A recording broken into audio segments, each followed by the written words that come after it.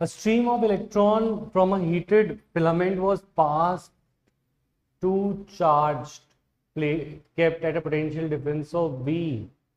If E and M are charged in mass, then the value of h by lambda is.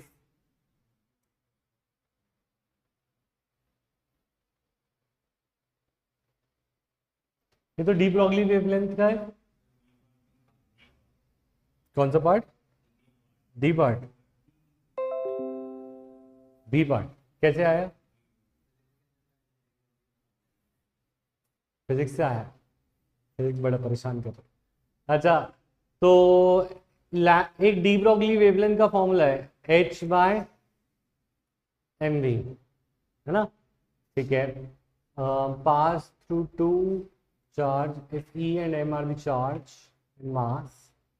ठीक है.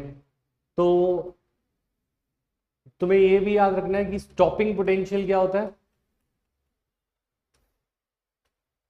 Stopping potential होता है charge into voltage. Charge on electron E होता है और voltage V volts given है question में. ठीक है. तो E और V तो स्टॉपिंग पोटेंशियल हो गई और stopping potential is equal to kinetic energy. तो एक डी ब्रॉगली वेवलेंथ का एक और फॉर्मूला है, ये दोनों फॉर्मूलाज लिख लो. Under root of 2 into kinetic energy into mass of electron. ठीक है. तो अगर हम बोले अब इस केस में ये डी ब्रॉगली वेवलेंथ का फॉर्मूला मास के अकॉर्डिंग है और ये डी ब्रॉगली वेवलेंथ का फॉर्मूला काइनेटिक एनर्जी से आता है. दो फॉर्मूलाज याद रखें. तो ये जो दो फॉर्मूलाज हमारे पास हैं, इन फॉर्मूलाज में जब मैं काइनेटिक एनर्जी की वैल्यू डाल दूं ई वी की, तो lambda by H will be 2 times E V M. यहाँ तक क्लियर है?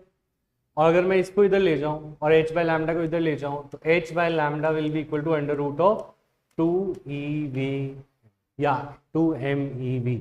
तो ऑप्शन नंबर समझ आया कहां से? जो स्टॉपिंग पोटेंशियल होती है काइनेटिक एनर्जी की इक्वल होती है, तो काइनेटिक एनर्जी की जगह हमने ev डाल. ठीक है. नेक्स्ट बनाते हैं.